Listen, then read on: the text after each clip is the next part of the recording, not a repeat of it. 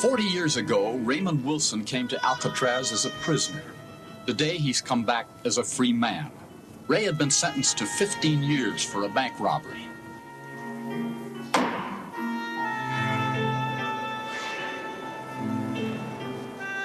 All the institutions were told stories of Alcatraz. Everybody had fear of it. So when I got off the boat and landed here, I just didn't think there was ever going to be a tomorrow. This was Ray's cell for his years at Alcatraz.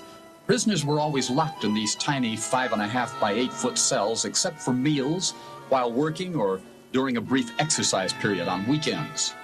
I can look back at some of the things that were real misery then and laugh at it today, but really getting down solid with it, it's, I know I went through a lot of misery. Prisoners here were completely cut off from the outside world. Originally, they were not allowed to speak to one another, had no newspapers, telephones, or radios. They could have one visit a month, but they had to shout through this tiny glass window. Ray had one visitor in 4 years. Prisoners ate in this dining room. During Ray's time here, the poor quality of food was a daily torment. To fight his constant hunger, Ray was eventually driven to take extra bowls of milk.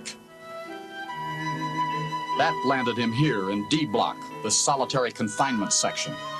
For as long as 19 days, prisoners were kept in solitary with no light, a bare metal bed on a metal floor, no heat, and sometimes no clothing. The cold, clammy feeling that you get a little time to think about your misdeeds.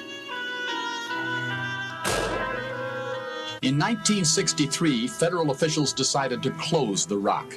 It was the end of an era in American prisons.